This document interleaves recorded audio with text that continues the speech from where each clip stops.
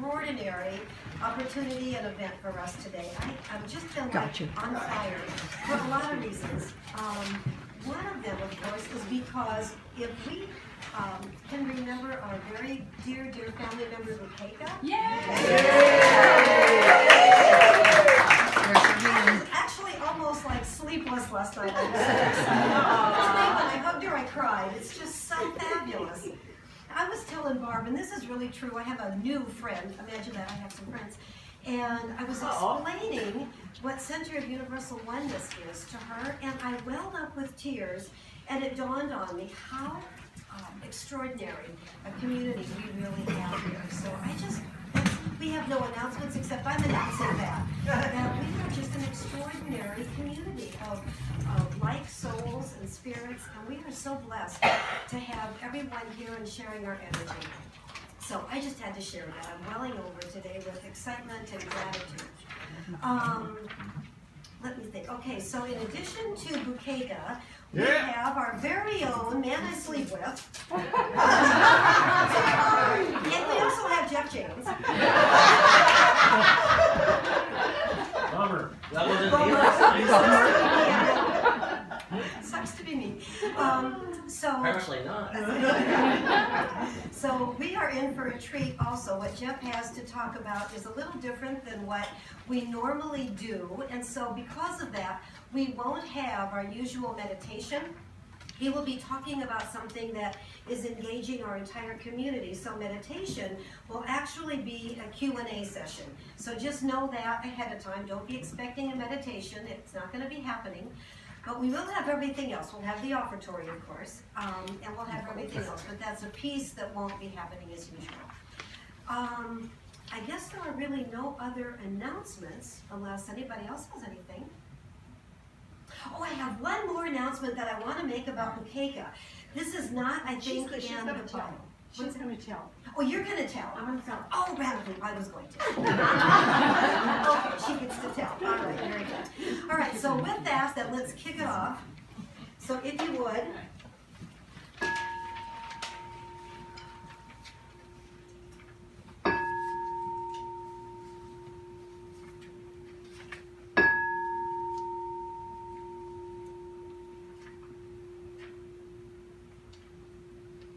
We ring the bell in universal oneness, and we feel the vibration that unites us all in love and in peace. And our pre-lit candle symbolizes the Christ light presence in all of us. So if you would, please pull out your bulletins and read what we already know to be our mission for our wonderful congregation. And read with me. The Center of Universal Oneness is a place where those who want support on their spiritual journey may join with others for mutual encouragement, inspiration, and guidance. The Center draws on those practices based in new thought and metaphysical approaches. The higher Christ consciousness provides the foundation. We strive to live in the oneness of love.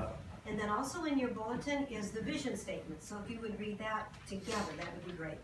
Extending into the world faith, love, peace, and joy. And now Barb will kick us off in prayer.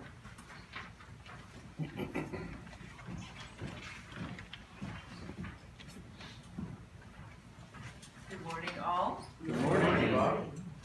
Take a moment, take a deep breath,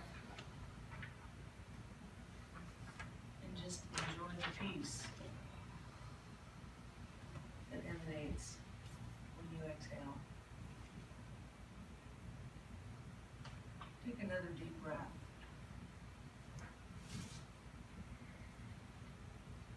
And settle in.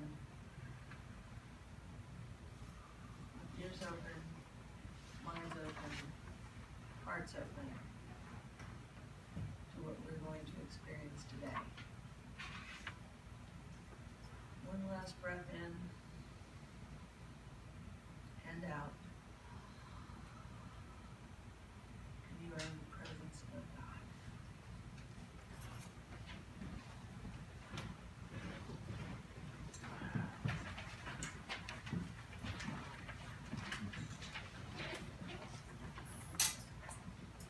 I'm wired. Am I wired? You're wired. You're always wired. It's about as much abuse as I can take. You Weenie. gonna sing? Go for it. Okay.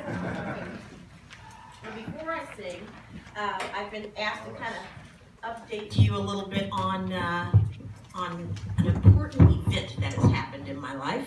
Well, I've got several, including 3 grandchildren. But yeah, it was very cool. But the other thing that's important for you to know as far as living in this beautiful city of ours.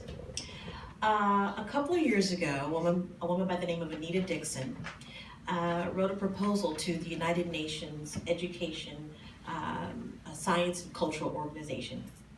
Short term for that, name for that is called UNESCO. And each country has a designation of various types in those categories of education, science, culture, and so forth. Well, Anita Dixon managed to write a compelling proposal that allowed Kansas City to be the city of music designated by this organization through the United Nations. And so, isn't that wonderful? Yes. She's currently in Austin, Texas at South by Southwest presenting on our behalf. One of the things that happened is when she went to Copenhagen to accept the designation, she was showing a video of some of the jazz music that takes place. And in that video, I was singing with a group called the James Ward Band. So a little town called San Cristobal de las Casas, Mexico, saw this video, and they said, we're having our big Dia de los Muertos, Day of the Dead celebration. Can she come? Can this girl come to Mexico to sing for that? And Anita was like, yes, she can. So when she got back from Copenhagen, she presented to tell me all about it, and what an honor. So in October of last year, I went along with 3 other musicians to be the ambassadors, the UNESCO music ambassadors for Kansas City, and so that's a designation that I can now add. Wow! Yes. And it was a wonderful, wonderful experience. It was also around the time when the playoffs were about to start happening with the Chiefs, and so we go into the jazz clubs, and they're big Chiefs fans in Mexico. I just want you to know. So anyway, this first song is called "Safe, Secure, Peaceful, Satisfied."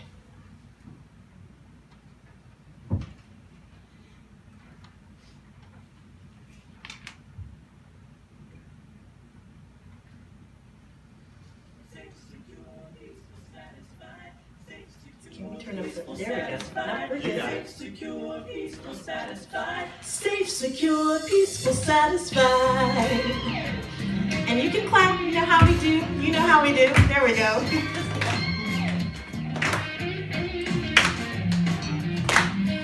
On a lazy Saturday, partly sunny, partly gray, thinking about the things I've done and just how far I've come. Used to worry, used to trip about money and relationships, but now I put it all aside, 'cause I'm safe, secure, peaceful, satisfied. Safe, secure, peaceful, satisfied. Safe, secure, peaceful, satisfied. Safe, secure, peaceful, satisfied. Safe, secure, peaceful, satisfied. Safe, secure, peaceful, satisfied. Safe, secure, peaceful, satisfied. Safe, secure, peaceful, satisfied. Safe, secure, peaceful, satisfied.